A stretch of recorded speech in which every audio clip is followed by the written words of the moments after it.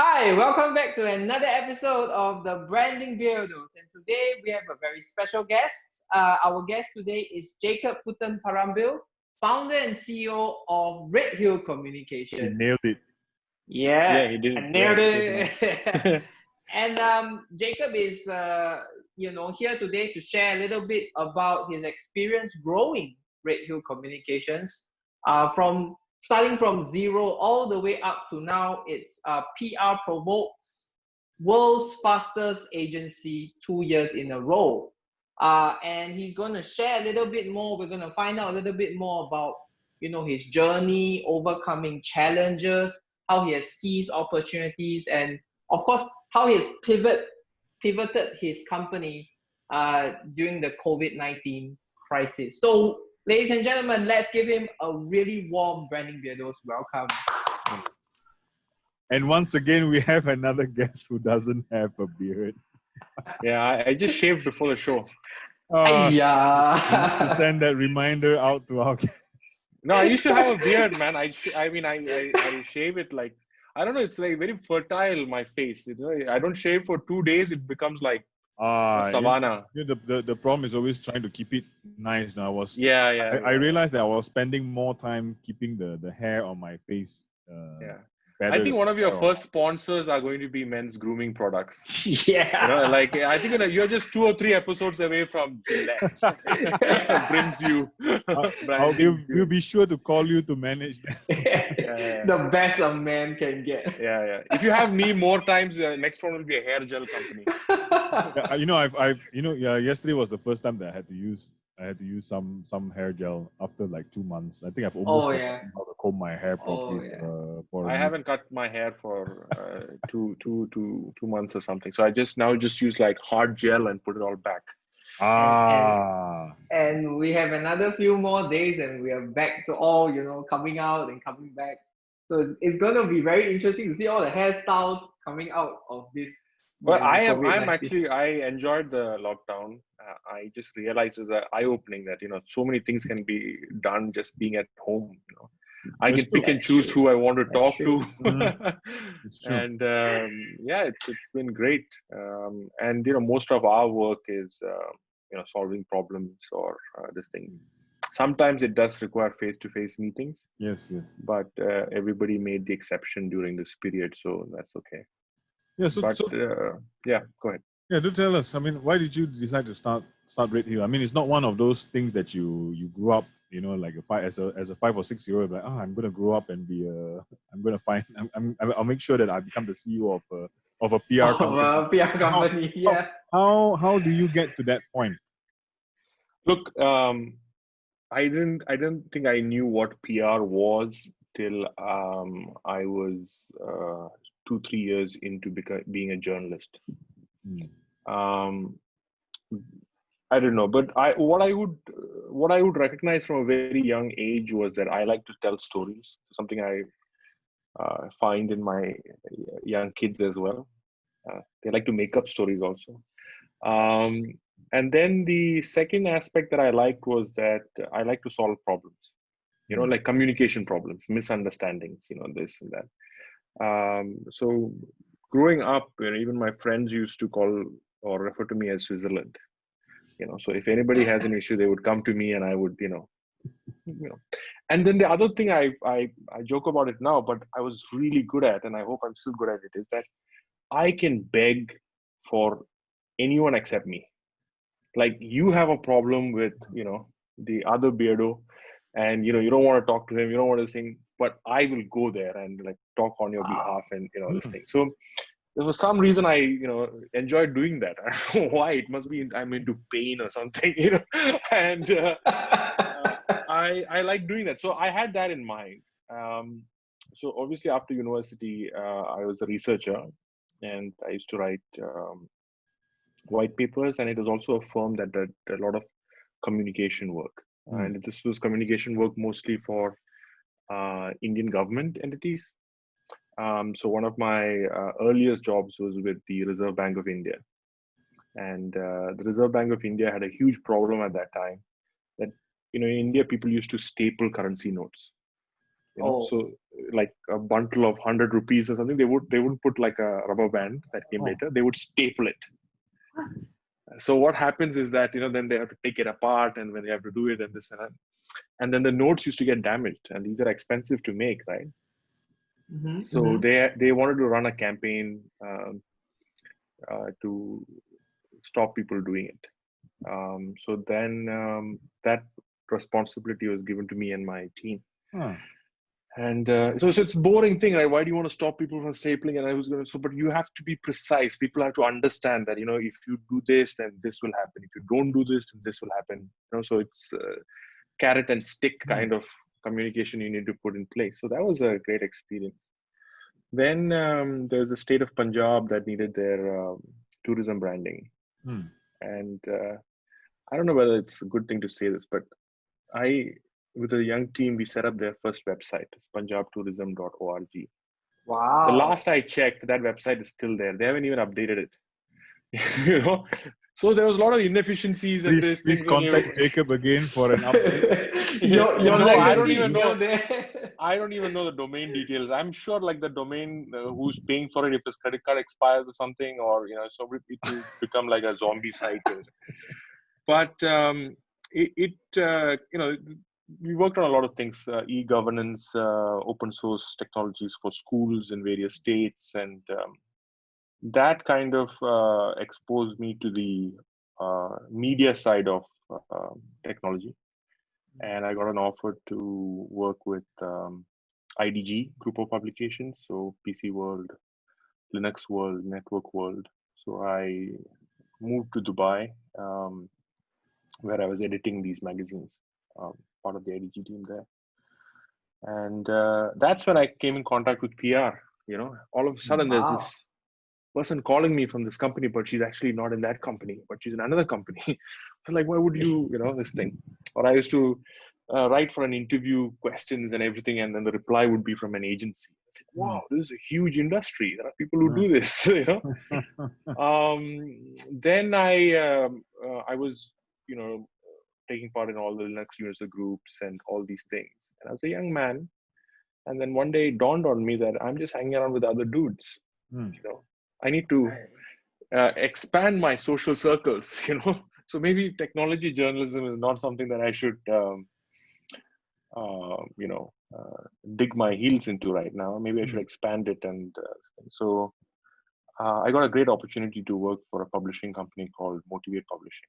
And they used to publish business magazines. The Gulf Business is the leading business magazine there.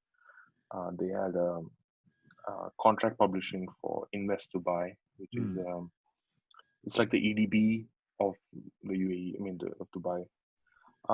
Then there was also a publication called Advocate, and Advocate was the official publication of the International Advertising Association. And as luck would have it, the Global Advertisement Association's conference was happening in Dubai when I was running it. And I thought it was a great idea that I invite a gentleman called Sunil John, who runs one of the largest PR agencies there. So on the front page, I had a guest column by him. And the title was Death of Advertising, Rise of PR. And that, it was a high seller. Everybody picked it up. Everybody is talking about it. And it was a very good guest column article. He asked a lot of questions about advertising and this, and it was a great conversation starter. Then after Motivate, I joined the Dubai government's new venture called Do, which is like the new mobile company of the Dubai government. And we grew it really fast. I was there, part of the initial team, the launch and everything. And we did that for 2 years. It was a great experience, lots of learning. It's like a $1 billion startup, Right. So, but you have to, but you're already in a mobile market with 137% penetration. Okay. So how are you going to, do this? So it was a steep learning curve, a lot of experiences. And at then what point did you realize that I can lead a team of my own, you know. I mean, you had all the experience coming in and all that, but what was that moment that hit you suddenly and then like, okay, I'm ready to set out on my own? See, that's a very interesting question. You know why? Because up to the point, maybe even after the telecom and all these things, I was always the youngest person in a team. You know, so when I was with Motivate Publishing, my editor was, I don't know, 55, 60 years old, and I was 26. You know, but it was great learning opportunity because you get to do, you know, all these things and everything. But there were other writers and deputy editors and all that who were, you know, very young. People are more forgiving when you're young, so you could make mistakes and you know, and you don't have to worry about mortgage or family and all these things. Yeah. So you know, so I could put up that guest article saying death of advertising, rise of PR, you know, in a global listing, and say what's the worst thing that they can do to me, you know. But that, you know, worked out well. There were a lot of other things I did didn't work out that good. So people are more forgiving, and the area where see, managing people is always a challenge because no two people are the same. There's no one single book that tells you, you know, this is the way to go about doing this, or this is how you manage and cultures are also different when you have a team that is. So we are now like 75, 80 people, but people are all spread around, you know, different parts of the world. I think for me, when it dawned that more people are listening to me, was when they also understood that I know where the ship is headed, you know. So, okay, we trust this guy because this guy knows how to ride this storm through. And so we just listen to what he says. And if he's going some wrong way, something, let's point it out to him. So that it kind of evolves out of that. So it means in a sense that it's like your instincts have been developed to a very heightened sense, or, you know, and I always say, I think for certain roles, right, there are certain aspects that you are born with. That's why you were willing to jump into it at that time, because it was just in your DNA, right? That naturally people would want to listen, and naturally that you could just take charge of that situation. See, when let's say in school, university, and things like that, leadership is also about sphere of influence, right? That you could tell something to someone and it can get done and things like that. So there was a thin line between using your sphere of influence and being authoritative. You know, so being authoritative was never my. I tried, but nobody would listen to me. So it was never this thing. But if I can tell someone that, hey, we have this problem, but if we do like this and we can achieve this, and if that person feels empowered enough to come to you and says, you know what, this could actually be better if you do this, this, and this, then, and if there's a mutual trust there, that makes things work much faster.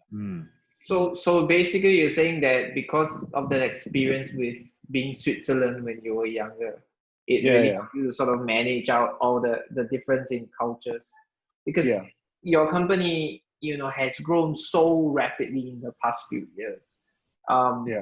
When you think about that, what kind of challenges did it present you, and how did you view, what's your philosophy in overcoming sort of the challenges of rapid growth?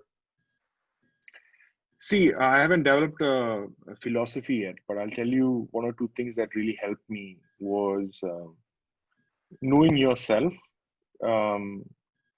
because we all have anxiety, and that anxiety is multiplied several times because of factors which are outside of your work. You know, and these anxieties are what pushes buttons in your brain. You know, how do you have to take this decision now? Or when that person said something, did they mean something else? You know, all these things.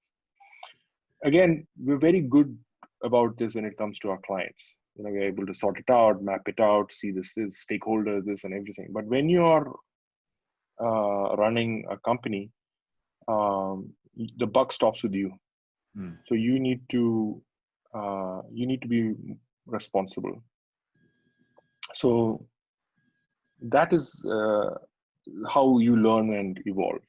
So and every problem there is a solution. You just have to look hard and make sure you look hard, because there might be solutions that come pretty obvious right in front, and easy, but they might not be the best options for you.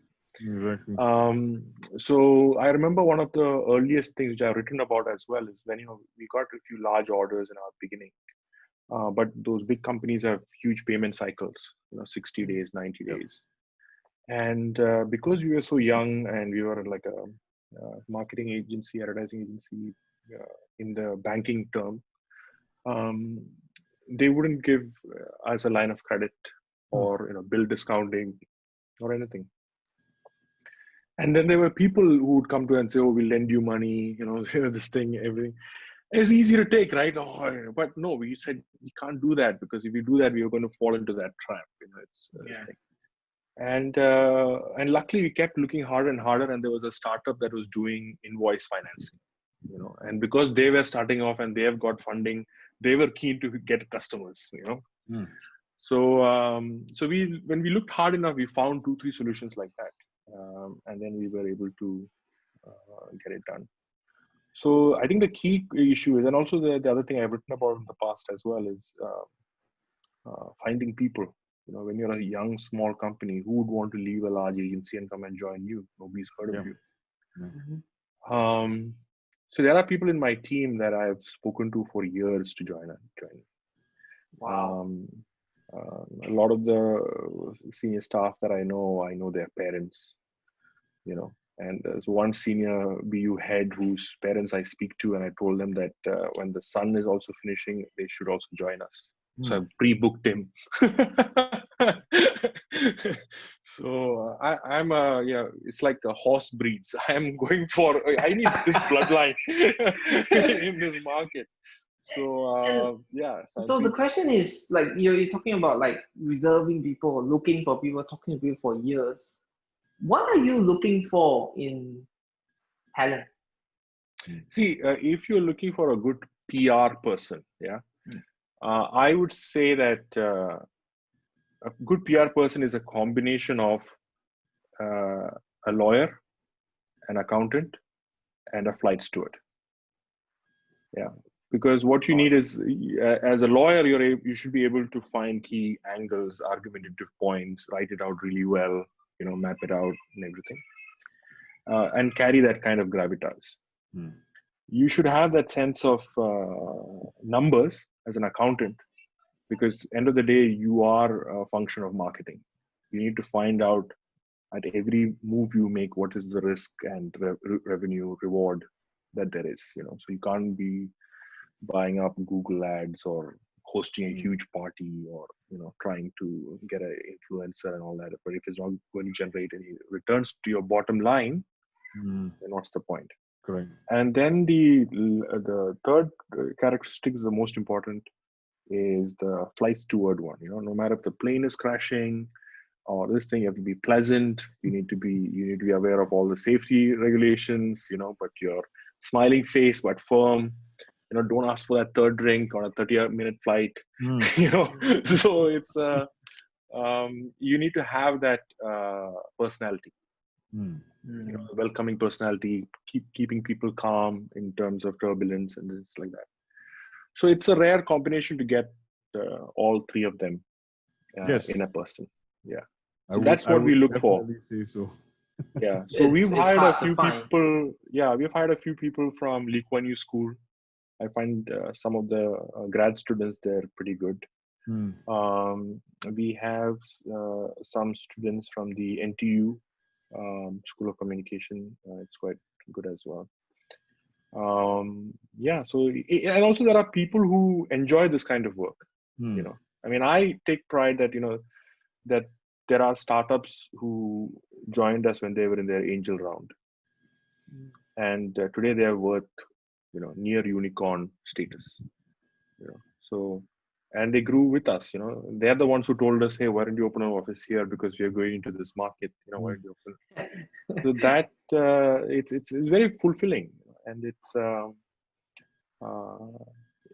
like guys, companies who were so big, but they decided to work with us, and then when they refer to us for saying that this is you guys are good or something, it means a lot, because we know how we started, right? So it's a good thing to have. Yeah, it's a Talking really about- difficult Yeah. industry to be in. Like for me, I would never consider myself at first. I mean, when I was in school, I did consider career in PR, but then thinking about how I am now, especially with this podcast, probably not the best choice to be doing PR, as I'm far too frank. We should do a show. We should do a show where you work for us for one day. Oh, that Yeah. would be fun. Yeah. That would be the fastest firing. That would be the ever. No. Jacob. That's the fastest way to lose the client. I did a webinar yesterday, and actually I've been getting this, and this person actually told me, for an Asian, Yeah. John, you're really, really direct and Yeah. overly frank. And I was like, oh. The thing is, the public perception of PR for a lot of people is based on the media outreach. Yes. So that's the only side that they see. But you'll be shocked. That is only 5 or 10% of what we do.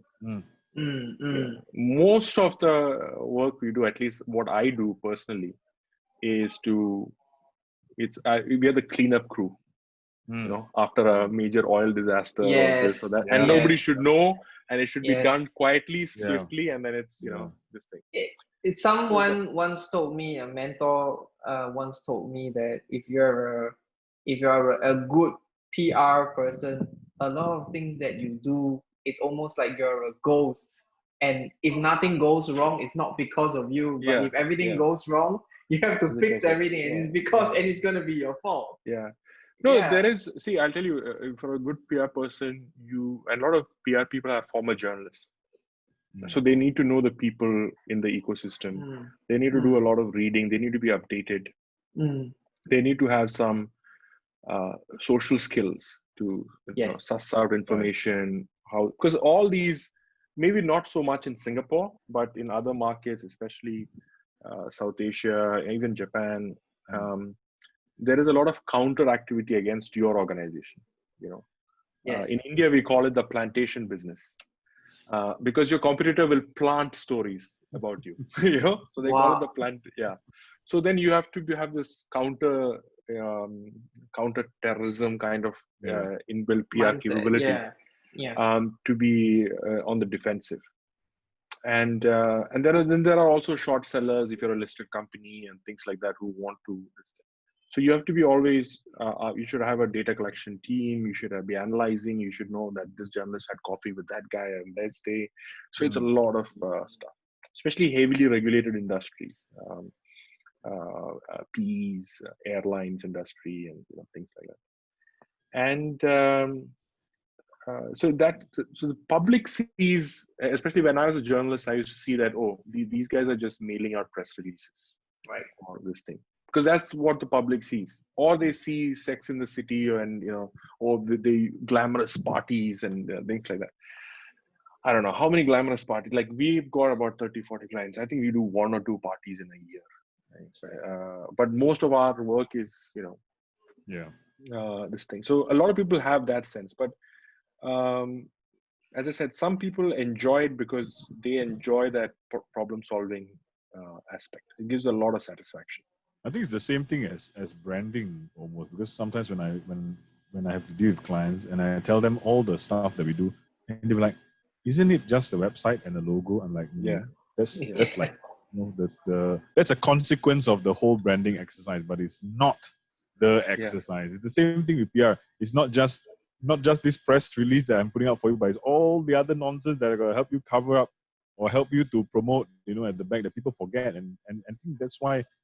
So many different characteristics are needed of one person, right, to really be able to handle a situation. The other aspect is also that, see, let's say that you come to me and you say, "Oh, can you do this for us and get it in the media?"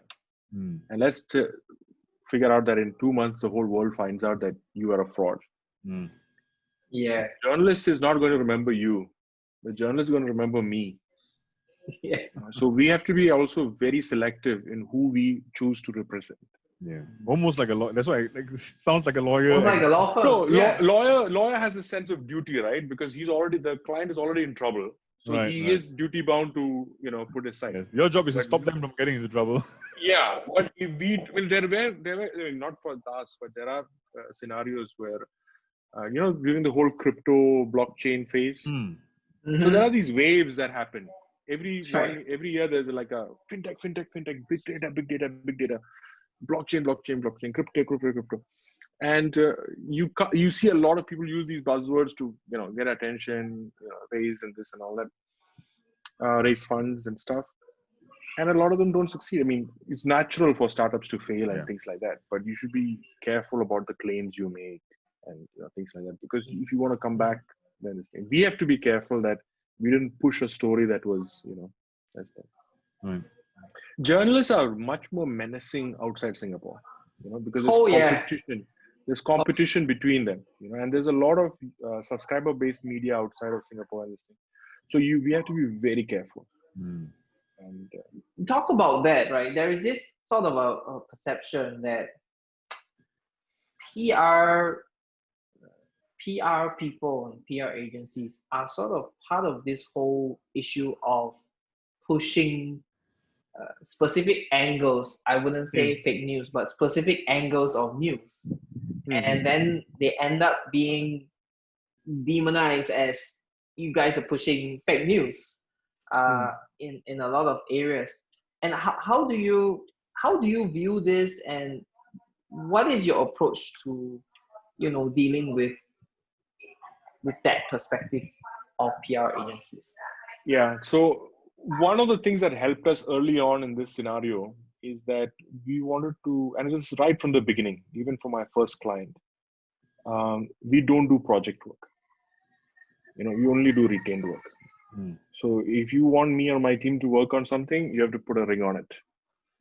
So we are not going to do short term. So what that kind of senses is that okay, these guys are serious about what they want to do, and then we know that okay, this guy. Then we spend time to learn about the business. So the people go through everything. Even when somebody comes to us and say, "Oh, we have this white paper," we have people who will read through every page of that. They will understand it. So we do a smell test, a sniff test, and say, "Okay, this is kosher. This is something that we can, play with." A lot of places, that is where agencies go wrong. They're chasing numbers. They're chasing this thing. It's like, yeah, let's take him. So we do a due diligence KYC kind of a thing before we onboard anyone. There are people who slip through or get through, but we recognize that within the first few months. So that way the exposure is not that great. The other aspect that we need to understand is that you need to know the sustainability of getting on a client who wants to push fake news or unsubstantiated claims and things like that, because it's very toxic for your organization. I'll send you guys the link. I posted this on my LinkedIn. It's an article that came in the Vice a few years ago. Yeah, it's about this guy called Evan Luthra. Yeah. Okay. And he claims to be a multi-millionaire, app developer, blockchain. He's a PhD in blockchain. I don't know, from somewhere in Dominican Republic or something. And he has an entire article on Vice. Yeah. And Vice is a respected thing, right? And nowhere on that page does it say it's a sponsored paid content.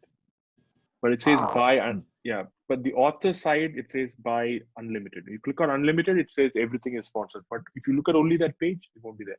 So this guy, at the time of writing the story, was 21 years old. There he's given a quote in which he says that Steve Jobs invested in his first app, and Steve Jobs called him and this is the exact words that he said. He said, he called me and he said that There's nobody using my app store. Do you have any feedback? And he said to Steve Jobs, it's a great platform. So, and then he says that his first app was made when he was 12 years old, which means he came out with an app before App Store was launched. So you understand now, this is on Vice. This is on Vice. So there's a YouTuber called CoffeeZilla who has actually made a video on this guy. And I will send you that link as well. And so now what happens is that it's bad for Vice, it's bad for Unlimited, and it's bad for this guy because the whole world is going to call him out on that. So that connects to something that I was reading a little bit a while ago. You were talking about influencers and how sponsored content and influencers, it's really causing a lot of issues with getting the truth out as well. And actually, specifically, the headline was, if you paid for sponsored content, you shouldn't be in PR. Yeah, if you pay for coverage, you shouldn't be in PR. Yeah. And do you hold, that opinion on influencers today still? Yeah, absolutely. I mean, we have different segments in our practice areas, right? So we have luxury, luxury lifestyle, technology, startups, things like that. We see influencers as more for awareness. So if you are an influencer, it's just like advertising. Okay. So if you are an influencer with a few million followers, and we know that if you stay in this client of ours resort, it's great publicity. Yeah. Amongst influencers, there are various species. Yeah. So let's look at the ideal species you want. Yeah.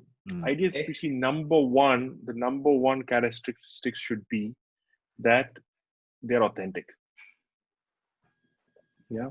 So there was a time when we were growing up, there was Top Gear, right? With all these guys. And if the Top Gear guy, then the Sting is riding the thing, and him and then the other guys in the end says, oh, this Hyundai sucks, I would never go near a Hyundai. Because this credible, right? These guys did everything. We value their opinion. It's the BBC. This kind of thing is there. But if I see an influencer every other week saying, "Oh my God, me and my boyfriend is at this resort.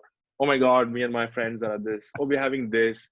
So the sense that I'm getting is this influencer is getting free stuff to an audience who just likes to see her, in luxury settings. Whose audience is not someone who will afford any of this. So we need to be subtle. So it needs to be, the influencer need to be credible. Influencers' language and tone should be subtle. And then we should be adding value as a client or agency, which is much beyond dollar value. So we have to look at opportunity. So I'll give you an example of a client. I can't take their name because it's, I have to first clear it with them. But basically what happened was, we knew of a huge fashion reporter who has a huge following and his credible voice, he's got a great tone. We knew that he was going from point A to point B, and we have an airline client. Yeah.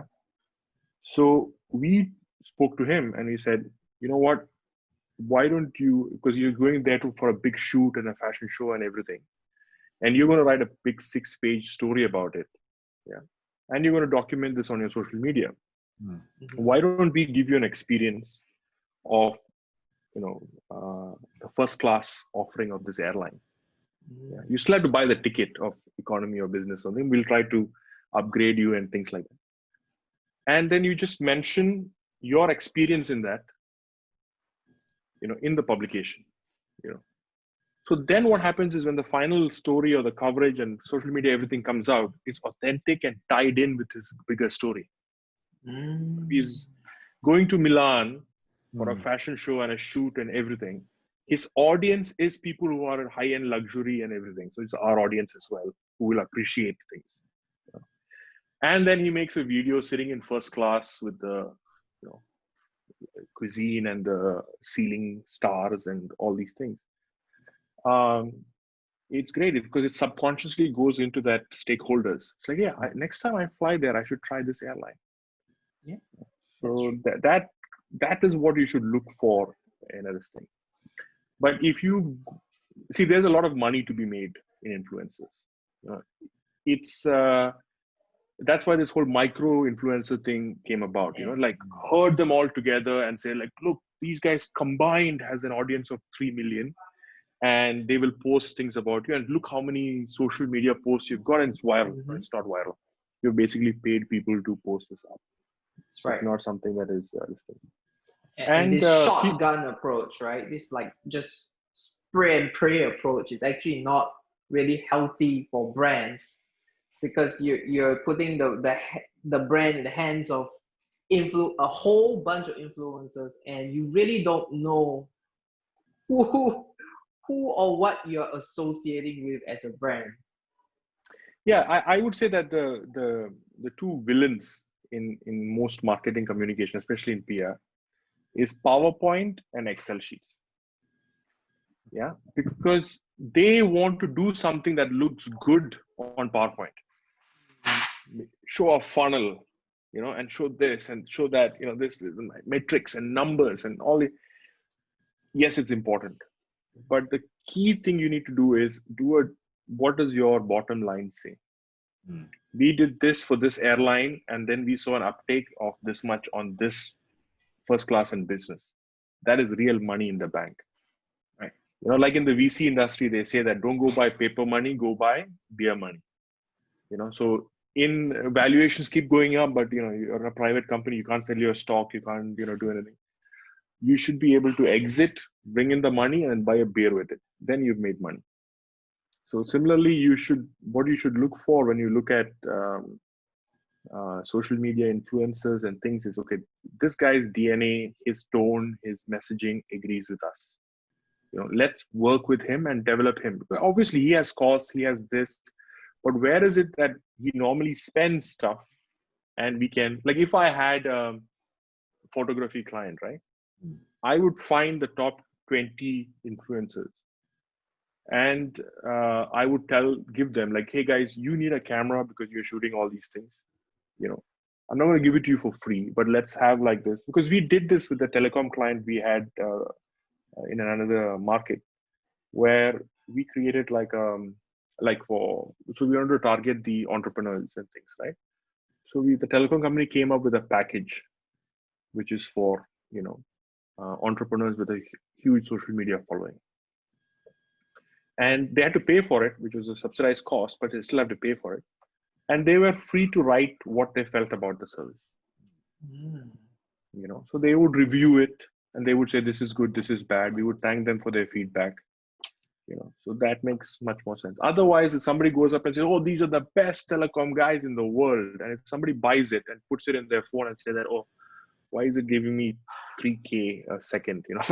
It's not. So that authenticity, and that end of the day, it boils down to all this authenticity, the right audience, everything is based on trust. And when they trust, they buy. That's it. That'll be my PowerPoint slide. Trust, buy. Create trust, more buy.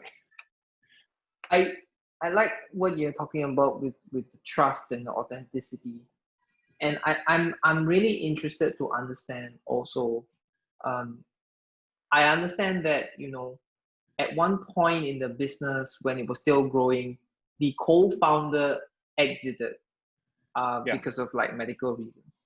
Yeah. And you guys were, having a hard time overcoming it. Could you tell me a little bit more about how sort of all that trust, that culture that you've built in your company, how it helped you to get over and move forward?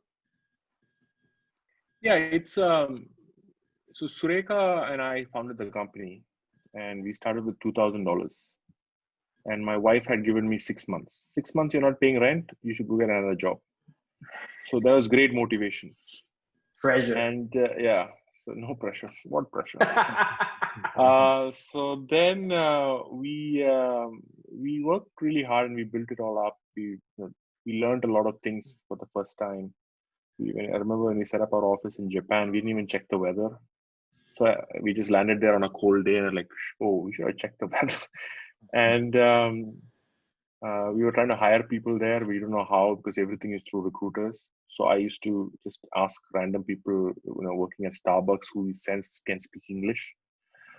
I think most Starbucks attendants in Tokyo now think of me as the creep Indian guy who's trying to get their number. And this, I have to, I have to build some reputation building there now. But Sureka had been diagnosed with a stage 4 of cancer. Oh. And it's painful, right? Because it's a company that she also co-founded. She'd worked hard. Our personalities were very different. And this is what I said, things outside work also start to interfere and things. But we were fortunate that we were able to find a VC firm that wanted to buy her shares secondary, most of it. She still has a small stake in the company. And she can focus on her health. And I'm sure she's feeling better now. And also culture-wise, also changes within the company because there was a bit of balancing. There were things she was in charge of. There's things I was in charge of. But now I have to look after everything, and there are things I'm not good at. And one of the things I mentioned this earlier before the call. One of the things I realized is that I don't have to worry about everything. I just have to find good people who are, because when I don't know something, I figured it out, the anxiety levels go up.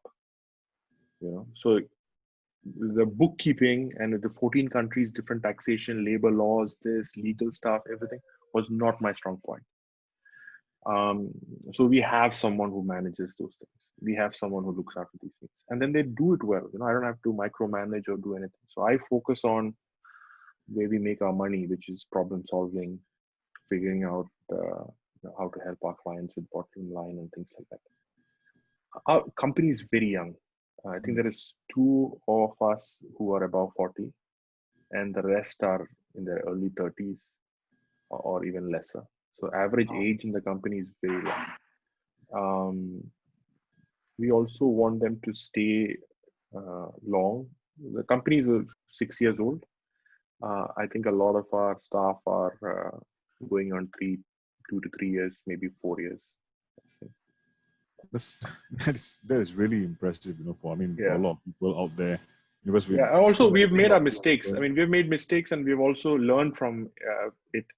So there are people who didn't stay with us for a long time. There are people who moved on to bigger agencies or in-house and everything. And sometimes one of the side effects of fast growth is that you have to grow with it. You cannot, tomorrow we will not be the same Redhill. Tomorrow will be Redhill plus X, and then the next day will be 2X. It's a bit of pressure because you have to do much more. You have to land up in Tokyo in a plane to solve that problem for someone and this thing. Yeah, you gotta punch doubly harder, basically. Yeah. So that is a lot of people are not comfortable with it. They would want to be, this is what my scope of work is. This is what this thing is. And some people couldn't grow with us. So that was also a big cultural shock. Now that I mentioned about punching, right? Definitely your company has punched way above the weight class that it's supposed to be. For survival. Yeah. What do you think? Because a lot of people say that the modern day youngster maybe doesn't have the same fortitude, and things like that. But what kind of mindset, right, do you need to achieve what you have done, or even for any other industry out there, what goes into this pot? See, there is, I think a lot of what your drive is made of. It's a Persian Urdu word called niyat. Yeah, I think it roughly translates into what is your intention. So that what is your intention drives a lot of the energy inside you. So let's think of it practically. Yeah, I was a 34-year-old guy, 2 kids in Singapore. I have a 6-month window. I want to build something that now I have 3 kids. that they need to go to university. Mm. I need to build something that there is also a legacy. That okay, this guy's life was about this and he did this. So those are the things that drive you. And when you look at now you look at the external, you look at the landscape. The whole of Southeast Asia, there were two kinds of agencies.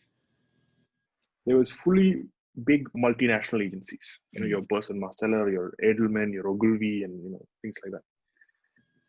Then there's a huge gap, and you had lots of boutique small agencies. And then anybody who would rise up from that small boutique entrepreneur level would either be squashed or be bought out by the big guys. And they have an earn out, and then in 3 years' time, they don't know what they're doing. They go into a midlife crisis, and they start supporting some football team. Anyway, so what I realized is that there is this time period where if we all work very hard, we can create a global agency with deep Asian roots. So my ideal was that, Singapore has created great international companies.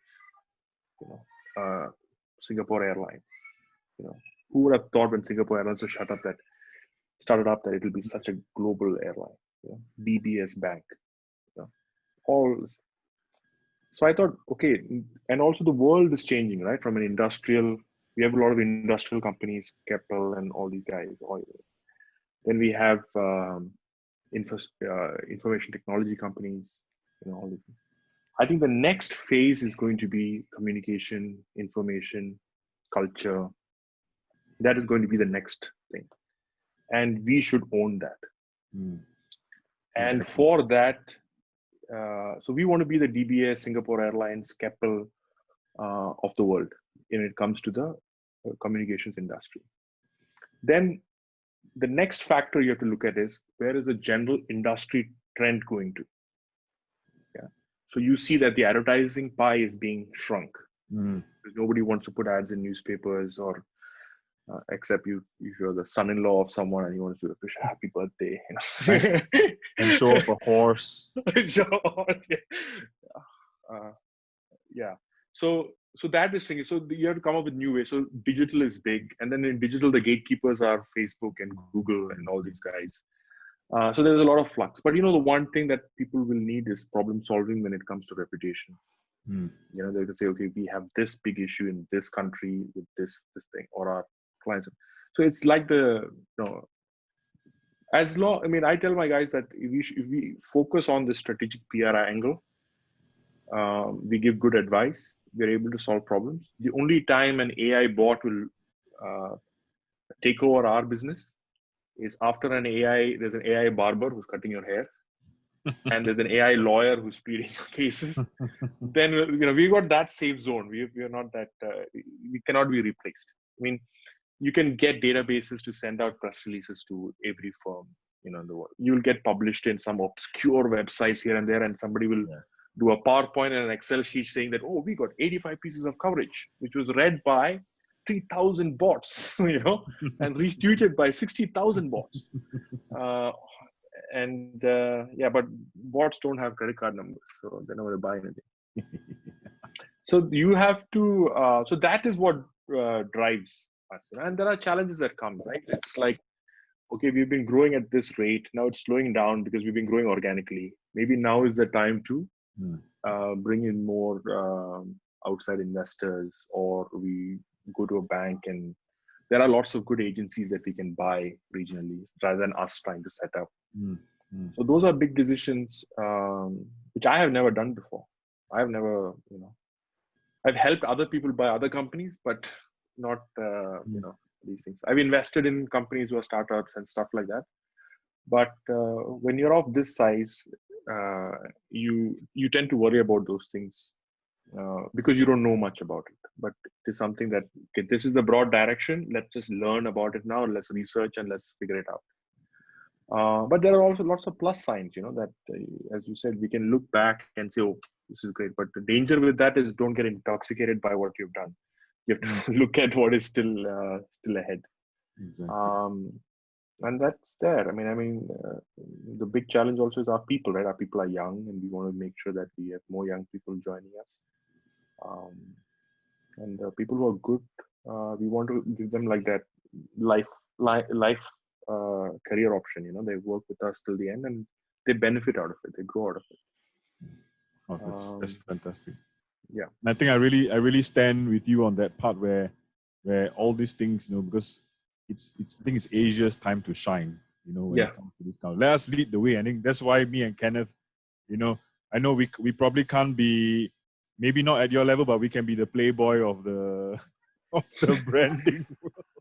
Yeah. No, you look at it, right? It's a sad scenario in the communication industry where if you have to rely, like you make a great product, which is made here in Asia, and your market is here in Asia, but you have to pay some guy in the middle to tell the market that you have produced a big good, and it is seen through that cultural lens. That's right. So that is a big gap in the market, and a lot of times what is cool and in marketing is actually told to us because of something that happened in another cultural setting and things like that. Thank you so much, Jacob, thanks, for man. your, my goodness, wonderful insight, and totally in line with what the Beardos are about. Yeah. So everyone out there, keep a lookout for Redhill, or maybe sometimes if they are quiet, means they're actually doing a really fantastic job in the background. Thank you so much again for your time. Take care, guys. Thank you, Jacob. Thank you.